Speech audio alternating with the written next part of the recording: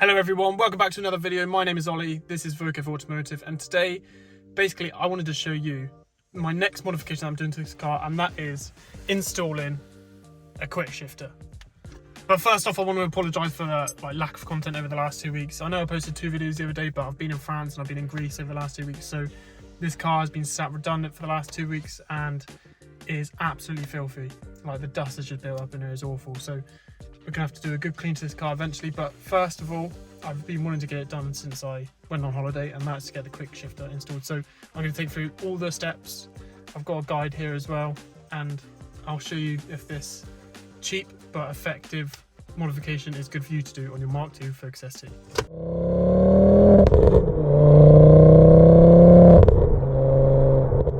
So I ordered this kit about 2 weeks ago, I think it was, and it was only about 30 quid. Basically, it comes with this block which sits over the lever, so you can have, like, it's got different percentages of how far back you want the throws to be. If you want them to be shorter, if you want to be longer, you have 25% and 35%.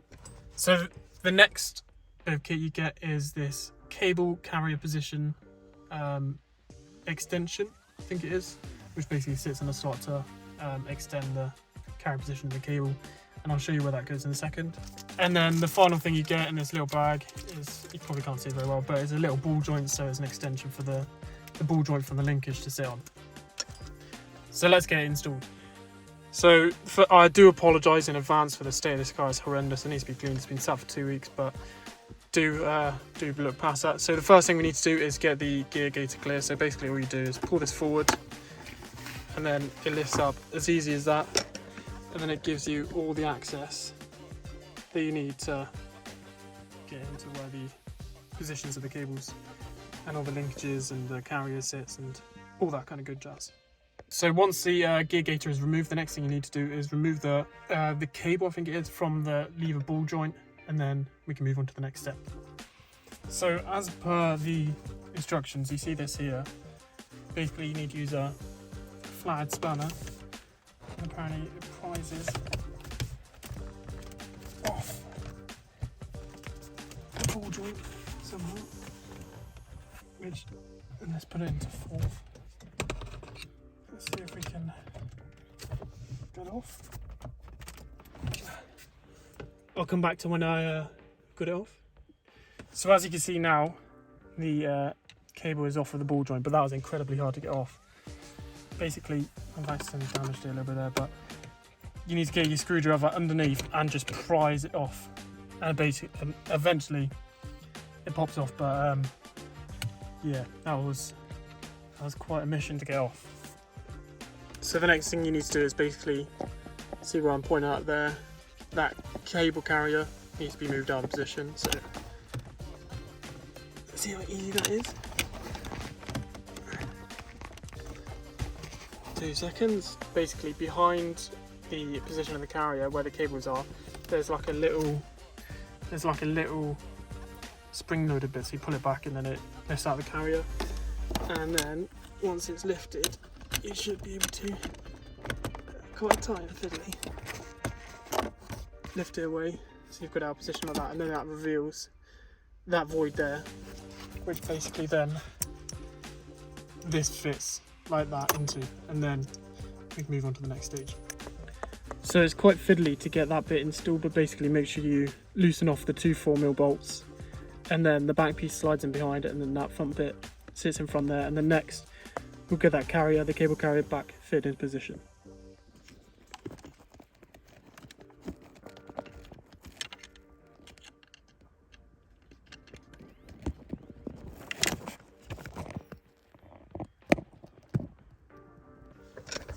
So once you've got all both of those bolts tied up with the 4mm Allen key, you want to grab the bit that goes on the shifter, and then take this apart and get it installed. But you can also make it easier if you want and take off the gear knob and the gaiter, so you can just slide it on. But I'm just going to take the bolts out, fit it on, and then we'll move on to the next stage.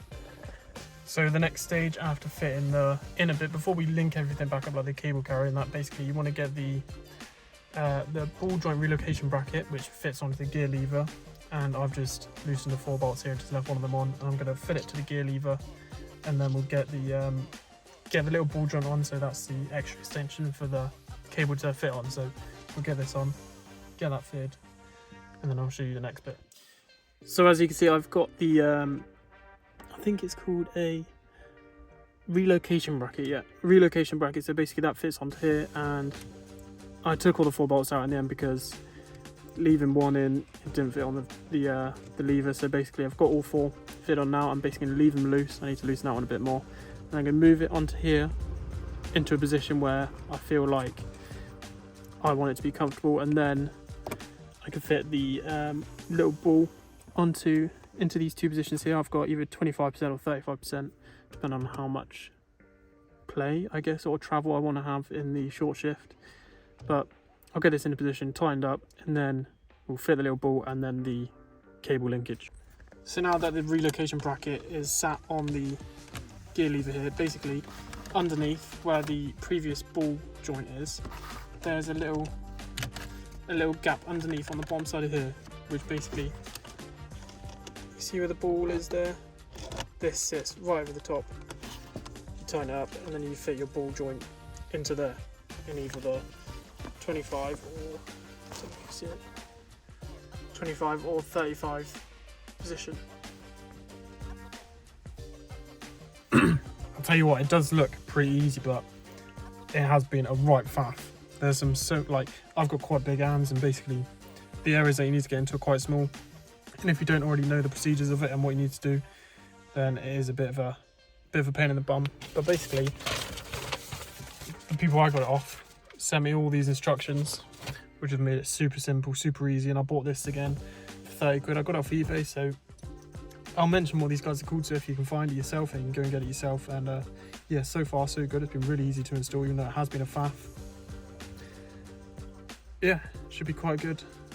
Quite a good install. So hopefully I like it. Hopefully I get along with it and yeah, make the most of it. So let's carry on making it. Carry on taking through the process, and then we'll take it out for a drive, see how it feels, and then I'll let you know my personal review of it, thinking whether it'd be any good to let you guys know about it. So yeah, keep tuned.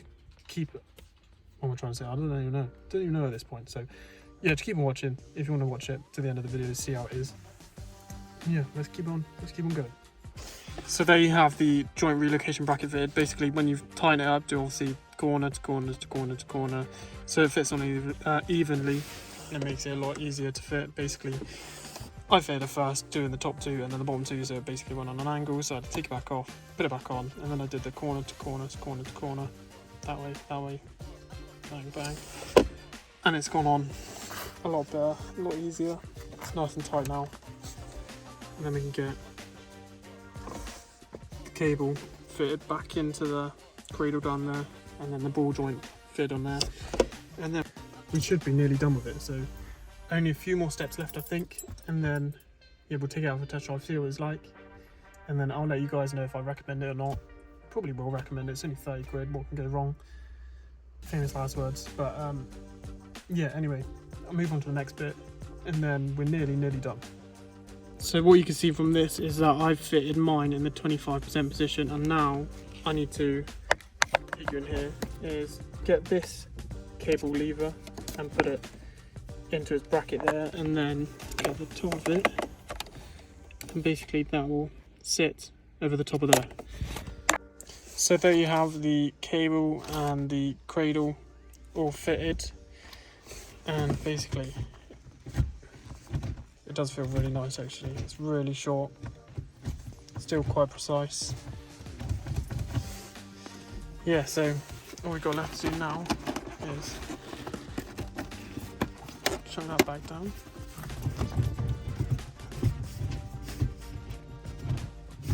Six, reverse. Obviously I've got my clutch down, so don't at me at that. So yeah, overall it's quite a bit of a fiddly install, but it hasn't taken me too long. Only 30 quid, like I say, so I'd thoroughly recommend it if any of you want to get it. And yeah, it's obviously reversible if you need to, so you can take it off if you don't want it.